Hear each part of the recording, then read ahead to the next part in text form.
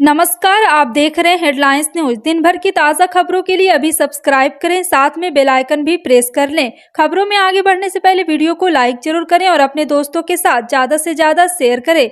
और आप किस राज्य शहर से न्यूज को देख रहे हैं कमेंट में जरूर लिखें। बता दें, ओडिशा के मुख्यमंत्री नवीन पटनायक ने गुरुवार को दिल्ली में पीएम मोदी से मुलाकात करने के बाद लोकसभा चुनाव को लेकर बड़ा बयान दिया। उन्होंने कहा है कि जहां तक मेरा संबंध है, तीसरे मोर्चे की कोई संभावना नहीं है। नवीन पटनायक ने कहा है कि मैंने प्रधानमंत्री नरेंद्र मोदी से ओडिशा की मांग के बारे में चर्चा की। मैंने उनसे श्री जगन्नाथ अंतर्राष्ट्रीय एयरपोर्ट के बारे में बात की, जिसे हम पूरी से स्थापित करना चाहते हैं। एयरपोर्ट पर सीमा चिन्हित किया गया है। भुवनेश्वर में अभी काफी ट्रैफिक हो रहा है, तो हम वहाँ का विस्तार करना चाहते हैं। प्रधानमंत्री ने मदद करने का आश्वासन दिया है। दिल्ली के आईएएस अधिकारी पर अब दिल्ली की केजरीवाल सरकार का नियंत्रण होगा। अपने तहत काम करने वाले अधिकारी के ट्रांसफर पोस्टिंग पर लंबे समय के बाद एक बार फिर से केंद्र सरकार के साथ कानूनी लड़ाई लड़ रही है। दिल्ली सरकार को सुप्रीम कोर्ट से गुरुवार को बड़ी राहत मिली। 5 जजों की संविधान पीठ ने एक मत से यह माना है कि दिल्ली की चुनी हुई सरकार को ही यहाँ पे अधिकारियों पर नियंत्रण मिलना चाहिए। सुप्रीम कोर्ट ने कहा, दिल्ली की स्थिति दूसरे केंद्र शासित क्षेत्रों से अलग है। संविधान के अनुच्छेद 239 AA के तहत यहाँ एक विधानसभा है, जिसे अधिकतर मसलों पर कानून बनाने का अधिकार दिया गया है। शिवसेना विवाद पर सुप्रीम कोर्ट की संवैधानिक बेंच ने अपना एक फैसला सुना दिया है। जी हां, आपको बता दें कि शिवसेना विवाद पर सुप्रीम कोर्ट की संवैधानिक बेंच ने अपना फैसला सुना दिया है। चीफ जस्टिस DY चंद्रचूड़ की अध्यक्षता वाली बेंच ने महाराष्ट्र की एकनाथ शिंदे सरकार को हटाने से इनकार कर दिया है। कोर्ट ने कहा है कि सबसे बड़ी पार्टी बीजेपी के समर्थन से शिंदे के शपथ दिलाना उचित फैसला था। सुप्रीम कोर्ट के फैसले के बाद शिंदे सरकार और शिवसेना को लेकर गुत्थी उलझ गई है। और कोर्ट ने कहा है कि 16 विधायकों की अयोग्यता का मामला बड़ी बेंच के पास भेज रहे हैं, तब तक स्पीकर इस पर फैसला कर ले। कोर्ट के फैसले के बाद सियासत भी तेज हो गई है। सामाजिक कार्यकर्ता और असम स्थित एक NGO के पदाधिकारी ने भारत के पूर्व मुख्य न्यायाधीश रंजन गोगोई के खिलाफ मानहानि का मामला दायर किया है। मामले में दावा किया गया है कि एक बार फिर से इसमें मामले में दावा किया नागरिकों के राष्ट्रीय रजिस्टर के संदर्भ में कुछ गलत बातें कही गई है। अभिजीत शर्मा के कुछ पूर्व मुख्य न्यायाधीश रंजन गोगोई के खिलाफ मामला दायर किया है। याचिकाकर्ता अभिजीत शर्मा ने कामरूप जिले और गुवाहाटी में सिविल जज कोर्ट में गोगोई के खिलाफ 1 करोड़ रुपये का मानहानि मुकदमा दायर किया है। LPG सिलेंडर की महंगाई मोदी सरकार और केंद्र में सत्ता में बैठी भारतीय जनता पार्टी के लिए सबसे बड़ी मुसीबत बनकर उभरता जा रहा है।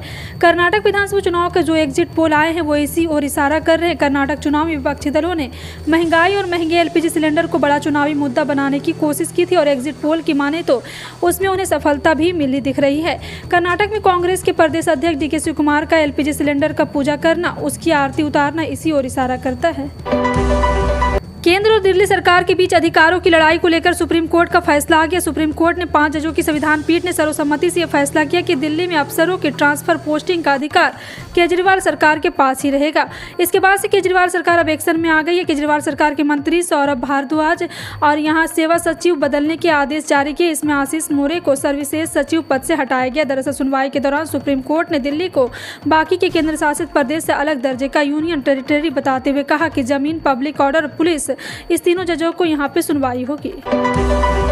सुप्रीम कोर्ट ने समलैंगिक विवाह को लेकर सुनवाई पूरी कर ली। कोर्ट ने इस बाबत 10 दिन सुनवाई की है और अब फैसला सुरक्षित रख लिया है। मामले में सरकार की दलील थी कि यह न केवल देश की सांस्कृतिक और नैतिक परंपरा के खिलाफ है, बल्कि इसे मान्यता देने से पहले 28 कानूनों के 160 प्रावधान में बदलाव करते हुए पर्सनल लॉ से भी छेड़छाड़ करनी होगी। समलैंगिक विवाह की कानूनी मान्यता देने की याचिका पर सुप्रीम कोर्ट के संविधान पीठ ने सुनवाई पूरी कर ली है। कोर्ट ने गुरुवार को इस मामले पर फैसला सुरक्षित रख लिया है।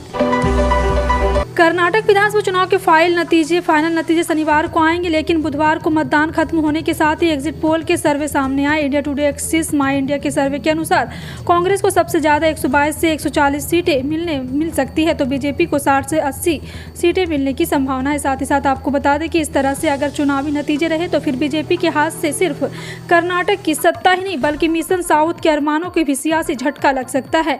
कर्नाटक में पिछले 3.5 दशक से चली आ रही सत्ता परिवर्तन की रवायत इस बार भी कायम होती नजर आ रही है। भारत में संयुक्त राष्ट्र सुरक्षा परिषद में आतंकी संगठन जैश ए मोहम्मद चीफ मसूद अजहर के भाई अब्दुल रऊफ अजहर को ब्लैकलिस्ट करने की दोबारा मांग उठाई गई है, लेकिन चीन ने इस पर आपत्ति जता दी। पड़ोसी देश ने भारत की तरफ से संयुक्त राष्ट्र सुरक्षा परिषद को 1267 ISIL और अलकायदा प्रतिबंध सूची में रऊफ अजहर को शामिल करने के प्रस्ताव को विरोध किया गया है। इससे पहले पिछले साल अगस्त में भी भारत और अमेरिका ने अब्दुल रऊफ को वैश्विक आतंकी घोषित करने का प्रस्ताव पेश किया था। भारतीय अंतरिक्ष अनुसंधान संगठन ने अपने सेमी क्रायोजेनिक इंजन का सफल परीक्षण किया है, जिनका इस्तेमाल भविष्य में प्रक्षेपण यानों में होगा। बेंगलुरु स्थित इसरो और मुख्यालय से जारी बयान में कहा गया कि तमिलनाडु के महेंद्रगिरी के इसरो प्रोपल्सन कॉम्प्लेक्स में बुधवार को 2000 किलोन्यूटन ताकत वाले सेमी क्रायोजेनिक इंजन का मध्यवर्ती विन्यास पर पहला एकीकृत परीक्षण किया गया है। हरियाणा के रोहतक में बुढ़ापा पेंशन को लेकर के डिप्टी सीएम दुष्यंत चौटाला भी कहते थे कि लोग पूर्ण बहुमत दिया तो 5100 रुपये बुढ़ापा पेंशन करते हैं, लेकिन बुढ़ापा पेंशन को लेकर दोनों ही पार्टियों में खींचातान रहती है। मगर अब बुढ़ापा पेंशन को और डिप्टी सीएम दुष्यंत चौटाला के तेवर नरम पड़ते हुए दिखाई दी हैं। अब सीएम के 2750 रुपये बुढ़ापे पेंशन के लिए जाने के बयान पर सुर से सुर मिलाते नजर आ रहे हैं। आज हरियाणा के डिप्टी सीएम दुष्यंत चौटाला ने परिवेदना समिति की बैठक के दौरान लोगों की शिकायतें निपटाने के लिए पहुंचे थे। हरियाणा के यमुनानगर में विभिन्न स्वास्थ्य परियोजनाओं के उद्घाटन और शिलान्यास के मौके पर मुख्यमंत्री मनोहर लाल का संबोधन किया। उन्होंने कहा है कि हर व्यक्ति को सुलभ तरीके से स्वास्थ्य सेवा मिले, इसी दिशा में आज का दिन बहुत ही महत्वपूर्ण है। मुख्यमंत्री ने करीब 230 करोड़ और 46 प्रोजेक्ट जनता को समर्पित किया है।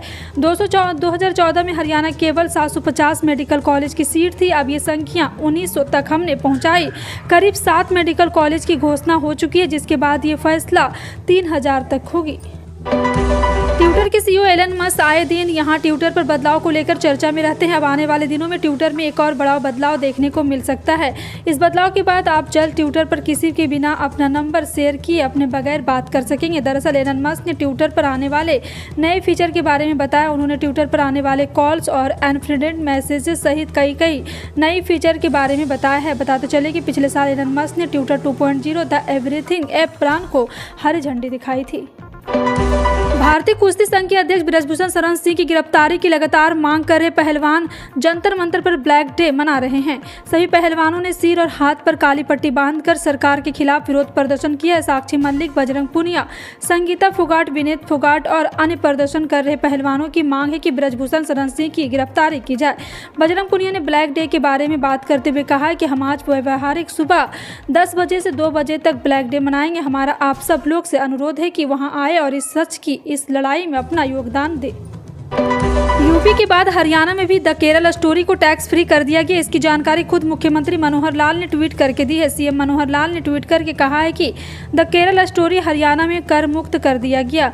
इससे पहले भी यूपी उत्तराखंड में इस फिल्म को पहले ही टैक्स फ्री कर दिया गया। वहीं बंगाल और तमिलनाडु में इसे बैन कर दिया गया है।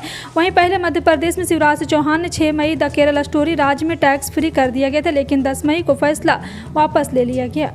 अगर आप नौकरी पेशा है तो यह खबर आपके काम की है। आपकी कंपनी ईपीएफओ में जानकारी और आपकी सैलरी कुछ पार्ट कंट्रीब्यूट करती है, जो आपकी मुसीबत के समय में आपके काम आता है। हाल ही में ईपीएफओ ने अपने कुछ सब्सक्राइबर्स को इसके तहत हायर पेंशन पाने का मौका दिया है। आप हायर पेंशन के लिए 26 जून तक अप्लाई कर सकते हैं। हालांकि इसकी कैलकुलेशन को लेकर लोगों के मन में कई तरह के सवाल हैं।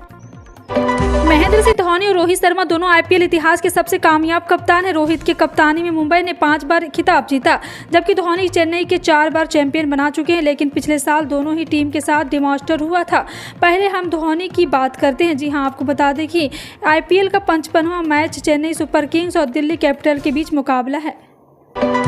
आजकल इलेक्ट्रिक व्हीकल काफ़ी डिमांड में है। पिछले कुछ समय में इलेक्ट्रिक व्हीकल काफ़ी लोकप्रिय हुआ है। सेंट्रल गवर्नमेंट के साथ स्टेट गवर्नमेंट लोगों को इलेक्ट्रिक व्हीकल खरीदने के लिए सब्सिडी और अन्य छूट दे रही है। अब इस पर इलेक्ट्रिक रोड काफ़ी चर्चा में आ रहा है। ऐसे में इलेक्ट्रिक सड़क का नाम आते ही आपके मन में कई सवाल आते होंगे कि ये इलेक्ट्रिक सड़क क्या है, ये कैसे काम करता है। जी हाँ, आपको बता दें कि नए यहाँ पे नितिन गडकरी ने नए प्रैक्टिकल करने के लिए जाना जाते हैं और इंडिया में इलेक्ट्रिक रोड के बारे में कई बार बात भी कर चुके हैं। पूर्व प्रधानमंत्री इमरान खान को सुप्रीम कोर्ट में बड़ी राहत मिल गई। सुप्रीम कोर्ट ने इमरान खान को तुरंत रिहा करने का आदेश दिया है। पाकिस्तान के चीफ जस्टिस ने इमरान खान के इस्लामाबाद हाई कोर्ट का दरवाजा खटखटाने को कहा है, जहां से उन्हें मंगलवार को अर्धसैनिक बलों ने गिरफ्तार किया था। मामले की सुनवाई 11 बजे शुरू होगी। रूस और यूक्रेन के बीच छिड़े युद्ध को 1 साल के ज़्यादा समय हो गया है। इस युद्ध का तत्काल में कोई समाधान भी नजर नहीं आ रहा और दोनों देश आगे कौन सा रुख अपनाएंगे, इसका अनुमान लगाना भी कठिन हो गया है। इस बीच दुनिया की अर्थव्यवस्था पर इसका काफ़ी असर हुआ। हालांकि भारत ने रूस में सस्ता कच्चा तेल खरीद कर इस आपदा को अवसर के रूप को देखा है, लेकिन रूस यूक्रेन युद्ध के भारत के होने वाला फायदा नहीं यहाँ तक सीमित नहीं रहा।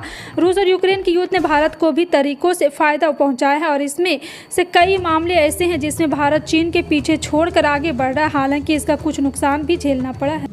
प्रधानमंत्री किसान सम्मान निधि योजना के छोटे और सीमांत किसानों के ध्यान में रखकर केंद्र सरकार ने शुरू की इस योजना को लेकर उत्तर प्रदेश के सीएम योगी आदित्यनाथ ने एक अहम फैसला लिया है। उत्तर प्रदेश राज्य सरकार ने 22 मई से 10 जून तक एक महाअभियान चलाने का ऐलान किया है। इस महाअभियान के तहत राज्य सरकार को कर्मचारी उन किसानों के घर जाएंगे जिन्हें अभी तक इस योजना का लाभ नहीं मिल पाया है।